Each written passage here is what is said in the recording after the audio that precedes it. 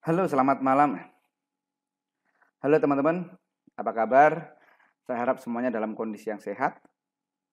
Pada video kali ini kita akan melanjutkan bahasan money management dalam trading. Jadi bisa dikatakan ini adalah video money management part 2. Judulnya adalah Jadilah Penumpang yang Baik. Apa maksud dari judul ini? Mari kita mulai. Tapi sebelumnya, ada beberapa hal yang perlu diperhatikan. Yang pertama, diskusi ini nanti akan menggunakan aplikasi POS atau Panen Online Stock Trading. Kemudian penjelasan di video ini akan menggunakan istilah-istilah sederhana supaya mudah dipahami oleh teman-teman, khususnya yang masih awam. Dan bila ada yang tidak puas, saya ikhlas karena saya memang bukan alat pemuas. Mari kita lanjut teman-teman.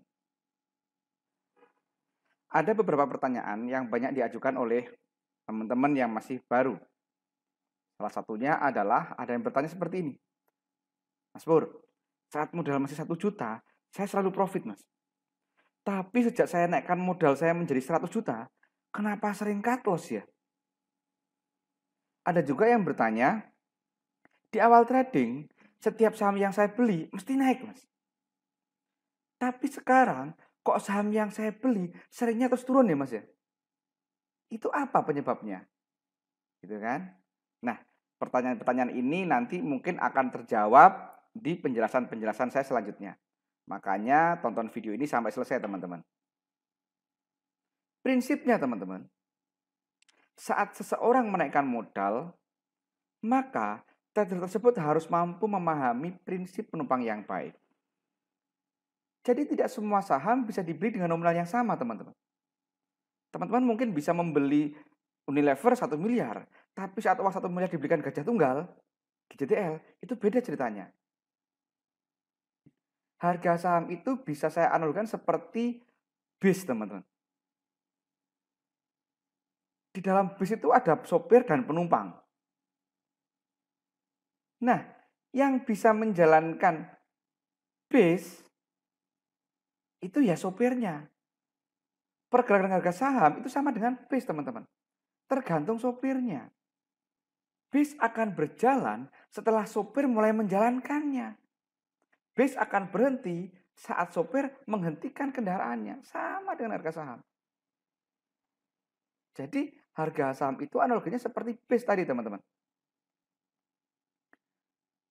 Hanya sopir yang bisa menjalankan bis dengan baik. Penumpang nggak bisa. Penumpang itu hanya bisa maju mundurkan. Tapi nggak mampu membawa bis berjalan sampai tujuan. Saya bisa nyetir mobil teman-teman. Tapi kalau suruh naik nyetir bis, paling cuma mungkin 10 meter, 100 meter, begitu sampai tikungan saya bingung gitu kan. Nah, saham pun sama teman-teman. Jadi, yang bisa menggerakkan harga saham sampai tujuan itu dominan owner. Retail itu sifatnya hanya naik turun sedikit-sedikit lah. Oleh karena itu teman-teman, saat teman-teman membeli saham, pastikan sudah terdeteksi bahwa di saham itu sopirnya udah ada. Sudah ada sopir di saham itu teman-teman. Kenapa? Karena percuma sahamnya bagus kalau nggak ada sopirnya. Kalau sopirnya belum masuk bis. Artinya ngetemnya masih lama nanti. Bis itu meskipun bagus nggak ada sopirnya ya masih belum jalan. Meskipun bisnya jelek kalau ada sopirnya ya jalan. Kan seperti itu kurang lebih analoginya. Nah, di Profita Institute, sopir dari suatu saham itu kami menyebut dengan dominan owner. Kalau di tempat lain mungkin disebut dengan bandar, smart money, big money, apapun itu. Intinya seperti itu. Sementara teman-teman, kita, trader atau investor retail itu adalah penumpang. Sebaiknya semua trader itu mengenali ciri-ciri sopir suatu saham. Sudah adakah sopirnya di saham itu? Kalau belum ada jangan dibeli. Gitu kan? Apakah sopirnya sudah siap menjalankan saham itu atau base itu? Nah, itu harus dipelajari teman-teman. Teman-teman harus paham itu. Nah, Profita sendiri merupakan salah satu lembaga edukasi pasar modal yang memberikan edukasi tentang dominan owner, teman-teman. Jadi, Profita itu memiliki kelas privat online yang one on one. Jadi satu peserta, satu mentor. Materinya berupa video yang bisa dipelajari berulang-ulang kalau lupa. Kemudian sesi mentornya direkam. Jadi ada mentoringnya teman-teman. Itu direkam dan rekamannya diberikan kepada peserta. Jadi kalau teman-teman lupa, itu bisa diulang lagi. Rekaman dari mentoring. Garansi uang kembali 100%. Jadi kalau teman-teman nanti setelah selesai dinyatakan lulus dari privat ini, kemudian nggak making money, duitnya kita kembalikan utuh. Dan waktunya fleksibel teman-teman. Jadi bisa perjanjian. Bahkan kami beberapa kali privat itu jam 1 malam. Kenapa? Karena peserta biasanya jam 1 malam. Karena ada di luar negeri, ada di Eropa tepatnya. Nah, itu memungkinkan teman-teman. Oke, ini iklannya. Sekarang kita lanjutkan materinya teman-teman. Prinsip sopir itu teman-teman. Semua sopir itu pingin penumpangnya bersikap baik. Duduk yang rapi, gitu kan. Menempati kursinya, menempati nomornya, dan seterusnya. Nah, sementara teman-teman, beberapa hal yang membuat sopir terganggu itu diantaranya contoh berisik. Wah, apalagi bertingkah, gitu kan. Nah, ini nggak suka sopir itu. Gitu kan. Atau berlebihan. Baik itu jumlahnya maupun ukuran tubuhnya, gitu kan. Maaf, saya nggak ngomong gendut, gitu kan. Tapi gambarnya mengatakan seperti itu. Harusnya bangku itu bisa untuk 2 penumpang karena orangnya berlebihan sehingga hanya untuk 1 penumpang. Nah, nggak suka sopir itu. Atau yang penumpang terlalu banyak gitu kan, melebihi kapasitas, oh bahaya. Kenapa sopir nggak suka? Nanti bisa kesemprit sama polisi gitu kan. Nah ini teman-teman. Jadi sekali lagi ada 2 hal yang membuat sopir itu nggak suka. Yang pertama berisik, yang kedua adalah berlebihan. Nah kalau sopirnya jengkel apa yang terjadi teman-teman? Kalau sopirnya jengkel itu ya diturunkan penumpangnya. Turun dulu ya kamu deh gitu kan. Artinya apa? Harga sahamnya diturunkan dulu teman-teman. Wah ini yang membuat atau ditinggal pergi. DO-nya nggak di situ lagi. Maka nanti teman-teman akan mendengar istilah bandarnya liburan ya gitu kan. Maksudnya ini. Sehingga harga saham akan sideway. Ya kalau sideway cuma seminggu 2 minggu nggak masalah. Nah kalau sideway-nya 3 bulan, 5 bulan. Stres yang nunggu. Mau keluar nggak bisa. Nggak naik gitu kan. Itu mungkin sekali teman-teman. Sehingga nanti membuat retail nggak sabar. Diturunkan retail panik. Sideway itu nggak sabar. Endingnya cut loss. Nah, inilah yang menjawab pertanyaan di awal tadi. Kenapa kalau cuma 1 juta making money? Tapi 100 juta kok nggak jadi making money ya? Nah karena mungkin ini teman-teman. Karena berlebihan tadi. Nah oleh karena itu ada tips supaya sopir tidak terganggu teman-teman. Dan ini masuk materi manajemen. Yang pertama jangan berisik. Berisik dalam hal ini banyak konteksnya.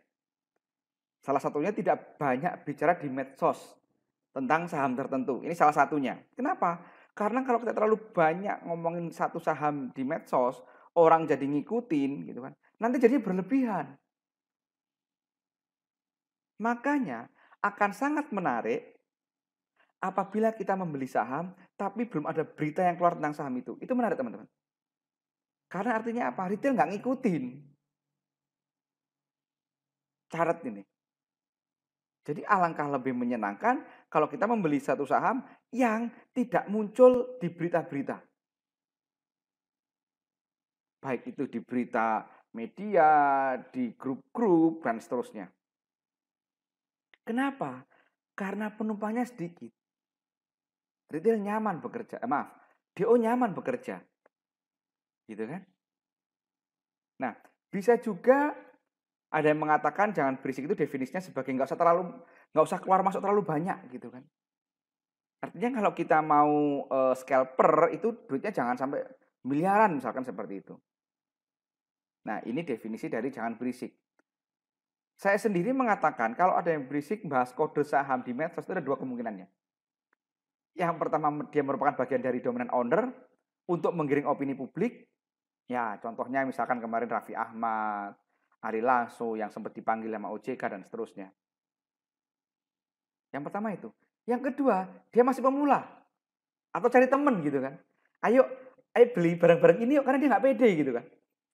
Nah ini, makanya teman-teman, nggak usah lah kita bahas-bahas kode saham di medsos. Kalau bahas pasar modal boleh, silakan bahas saham boleh, tapi jangan bahas-bahas kodenya. Mungkin teman-teman nggak ngefek gitu kan. Tapi kalau teman-teman nanti punya follower dan seterusnya, nah itu yang akan berpengaruh. Nah itu teman-teman, salah satu tipsnya. Yang kedua, jangan berlebihan. Nah, tips yang kedua ini penting dan ini terkait dengan money management. Apa itu contohnya? Perhatikan nominal yang dibelanjakan di suatu saham. Kemudian yang kedua, belanjanya bertahap. Intinya, pastikan nominal belanja adalah 1-2% dari rata-rata transaksi sebelumnya. Maksimal tuh teman-teman. Jadi, kalau ada satu saham itu rata-rata transaksinya 1 miliar, maka kita bisa masuk di saham itu dengan leluasa itu 10 juta. Bisa dipahami teman-teman? Itulah kenapa di Profita itu saham-saham yang direkomendasikan itu rata-rata memiliki nilai transaksi minimal di atas 5 miliar.